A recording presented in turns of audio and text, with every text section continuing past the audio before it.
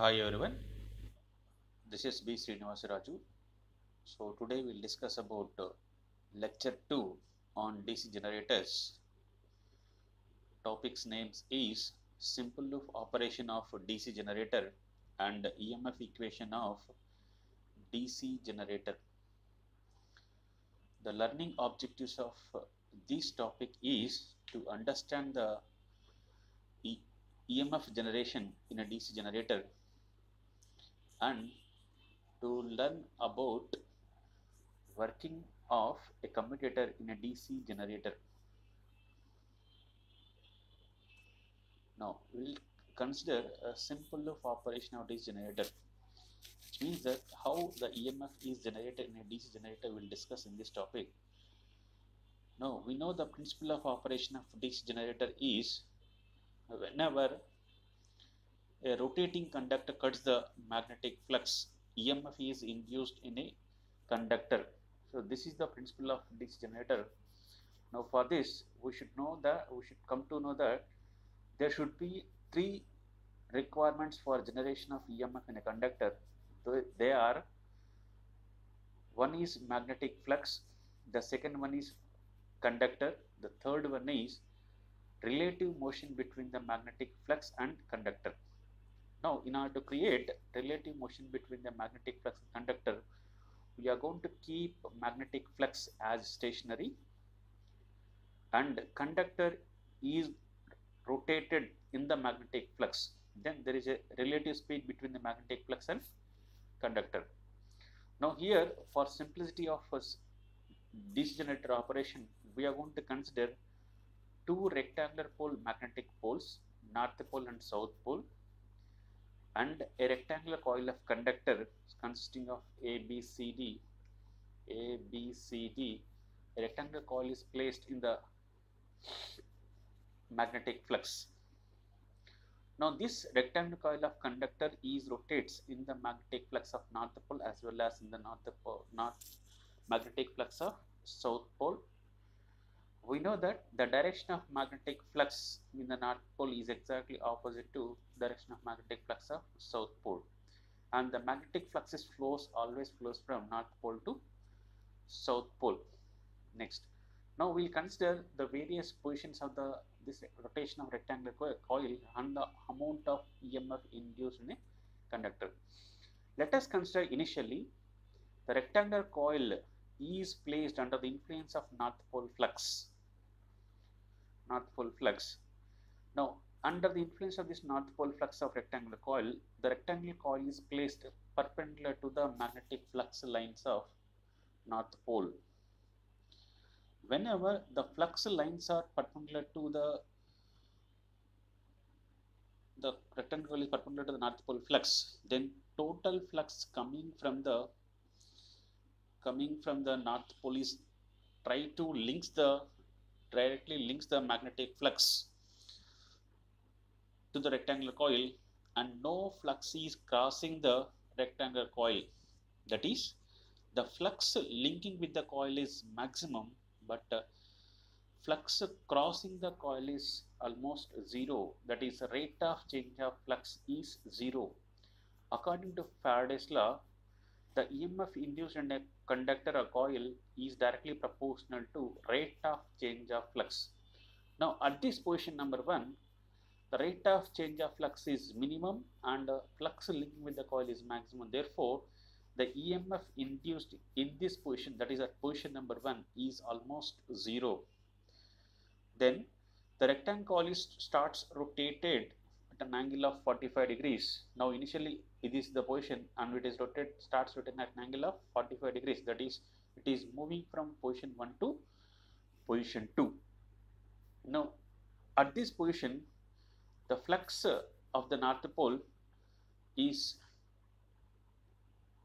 amount of flux coming from the north pole crosses the rectangular coil, and some amount of flux will be linking with the coil. That is, the rate of change of flux, that is flux crossing the coil, increases compared to position 1. Therefore, rate of change of flux increases at position number 2 compared to position 1. Therefore, the EMF induced at this position increases that is from position 1 to position 2. That is here position 1 is here and position 2 is this is the amount of voltage induced in a rectangle coil when it is moving at position, because the amount of flux crossing the coil is increased. Now when it is moving from position 2 to position 3, that is exactly parallel lines to the north pole flux. So the flux is coming like this, and rectangle coil is placed parallel to the flux lines. Then the total flux which is coming from the north pole crosses the links and crosses the rectangular coil. Therefore, rate of change of flux, that is total flux crossing the coil, is crossing the coil. Therefore, rate of change of flux occurs at this position is maximum. So maximum amount of flux crosses the rectangle coil. Therefore, rate of change of flux is maximum. If the rate of change of flux is maximum, means EMF induced at this position in the rectangular coil is maximum. Again, it is moving from this position to this position, that is at 135 degrees, that from position 3 to position 4. Again, the amount of flux crossing the rectangle coil starts decreases. So therefore, if the rate flux crossing the coil start decreases, means rate of change of flux is decreases and EMF is also decrease. Induced EMF in the coil is decrease. Now when it comes to at position number 5, that is exactly at this position, but that is perpendicular to the again parallel magnetic flux lines of north pole.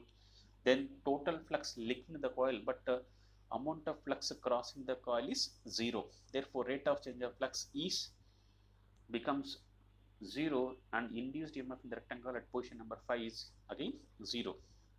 Now, one revolution completed under the north pole flux. Now the rectangle coil is shifted to rotation in the influence of south pole flux. I already know that we already know that the flux direction in the rectangular coil of north pole flux is opposite to south pole flux. We know according to Faraday's right hand rule, the direction of flux is changed automatically. The induced EMF direction also changes. So by applying Fleming's right hand rule, so whenever it is again moving under the influence of south pole flux at various positions, that is at position number 6 of north pole flux, the rate of change of flux is slightly increased compared to position number 5. Therefore, EMF induced in the rectangle coil is increased, but the direction of induced EMF is exactly opposite to position number 2. Therefore, if we consider position number for north pole flux is positive direction, then automatically south pole flux induced EMF direction is negative. Therefore, when it is moving from position number 6 to position number 7, that is at 270 degrees, again rate of change of flux is maximum because the rectangular coil is parallel to the south pole flux. Therefore, rate of change of flux is maximum and induced EMF is also maximum at position number 8, that is at 270 degrees at position number 7. When it is moving under the influence of south pole flux at position number 8, again rate of change of flux is decrease and induced EMF also decrease.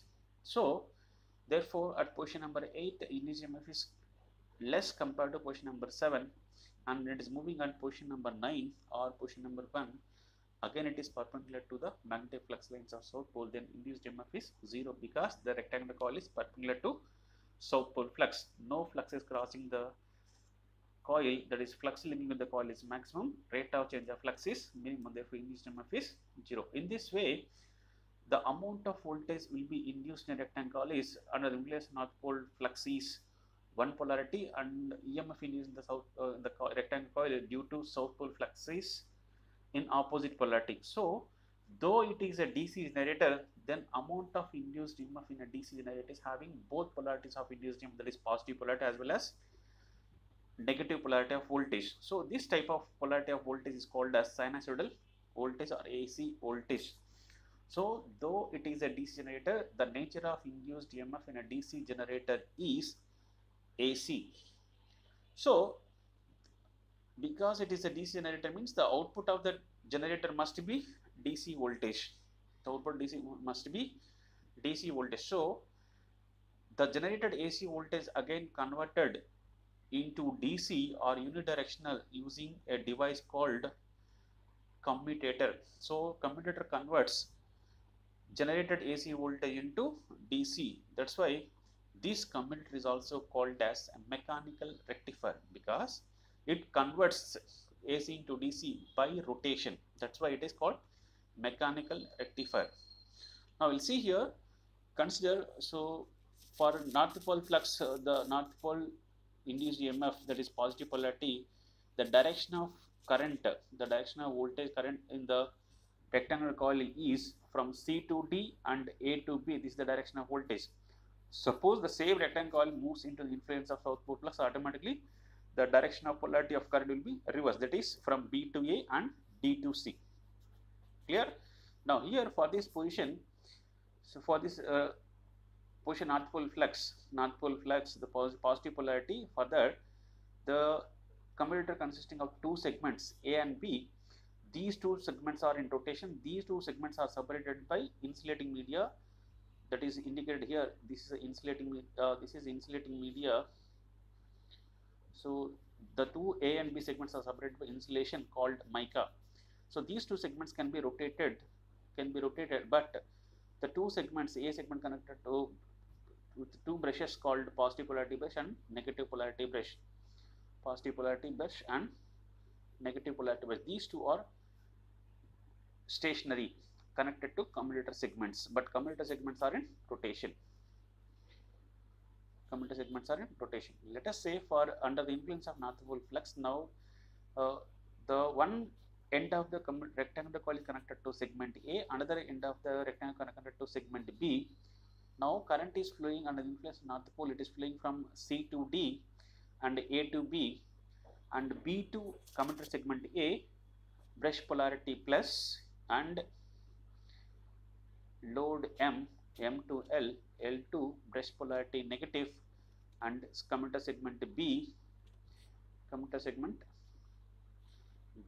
and B to rectangular segment C to D. In this way current is flowing. So if you observe the direction of current flow in the load, that is external load, that is M to L, this ML is the external load. Current is flowing always, current is flowing from the north pole flux from M to L.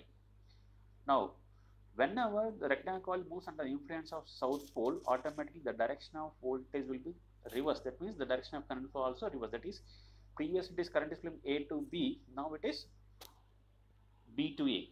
Similarly, current is previously it is flowing from C to D, now flows to D to C. Now whenever rectangular coil moves under the influence of south pole, by that time the rectangular the commutator segment segments are going to be interchanged. The commutator segments are going to be interchanged. That is, segment B connected to positive polarity of brush and segment A connected to negative polarity of brush. Therefore, here the segment B connected to C and D position of the rectangular coil and segment A connected to A and B position of the red. So here already we discussed that current is reversed from B to A. So here current is also from B to A and current in D to C. Now if we see the direction of flow of current to the external load, now current is flowing from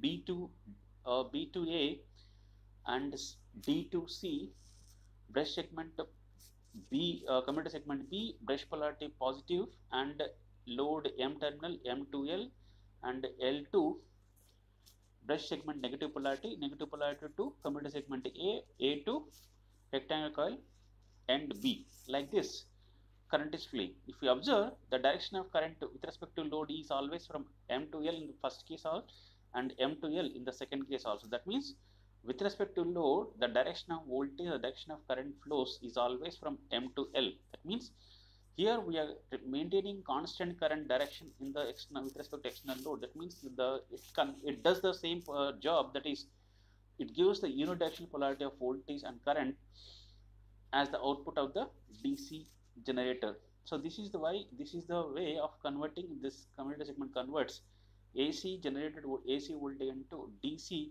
by its rotation. So this is simple of operation of DC generator. Next we discuss about EMF equation of DC generator. Now we'll define various terms used in EMF equation of DC generator. Now we'll define one by one. So P is number of magnetic poles in a DC generator, and phi is equal to flux produced per each pole in Webers, and capital N is speed of armature, the speed of armature conductors or a rectangular coil in RPM, revolutions per minute. Z is the total number of conductors used in a DC emission, and A is the total number of parallel paths in a DC generator. So this total Z number of conductors divided equally for each parallel path, that is each parallel path consisting of Z by A number of conductors. We know the armature winding is designed in two ways. One is lap winding and second one is wave winding. For lap winding, number of parallel paths is equal to number of magnetic poles, and for wave winding, number of parallel paths is equal to 2. Now we know that according to Faraday's law, the induced EMF in a DC generator directly proportional to E, directly proportional to rate of change of flux. So change in flux divided by change in time. Change in flux divided by change in time. Now we'll consider the change in flux in one revolution. Change in flux in one revolution. We know there are P number of magnetic poles. Let example consider there are 4 magnetic poles in a DC generator. If a rectangular coil makes one revolution, means one revolution, it cuts the magnetic flux of 4 magnetic poles. That means that means rate of change of flux is 4 into phi. So where phi is the flux produced by each magnetic pole. Here we considered P is the number of magnetic poles. Then in one revolution, the rectangular coil cuts the P number of magnetic flux. P number of poles magnetic flux. That is, so change in flux in one revolution is P into phi, where P is the number of poles, phi is the flux produced per pole. So in one revolution, rate of change of flux, that change in flux, is equal to P into phi. Now, what is time taken for one revolution? Time taken for one revolution. Here we defined N is speed of armature or speed of rectangular coil in RPM, revolutions per minute. Right? So capital N is the speed of rectangular coil, speed of armature in revolutions per minute.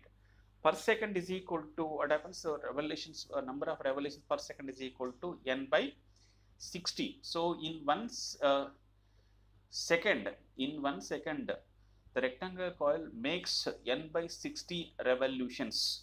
N by 60 revolutions. Then time taken for one revolution is equal to 1 by N by 60. 1 by N by 60, that is equal to 60 by N number of seconds required for completion of one revolution. So here change in time is time required for one revolution. Here time required for one revolution is equal to 60 by N. Therefore, according to Faraday's law, EMF is directly proportional to change in flux divided by change in time. Change in flux d phi is equal to phi into P divided by change in time, that is 60 by N, which is equal to 5Pn by 60. This is the EMF induced per conductor or per rectangular coil in a DC generator. We already know that there are Z number of conductors are in a DC generator. These Z number of conductors divided into A number of parallel paths. So we consider EMF per parallel path. That means, so total number of conductors each parallel path is Z by A. Therefore, total induced EMF in DC generator is EMF induced per conductor multiplied by number of conductors in each parallel path, that is Z by A. So therefore, EMF induced in a DC generator is given by 5Pn Z by 60 into A, where A is the number of parallel paths in a DC generator. For a lap winding, so number of parallel paths is equal to number of magnetic poles, that is A is equal to P. For wave winding, the number of parallel paths is equal to 2. So this is EMF equation of DC generator. So we discussed now the two topics called the simple loop operation of DC generator and EMF equation of DC generator. Thank you.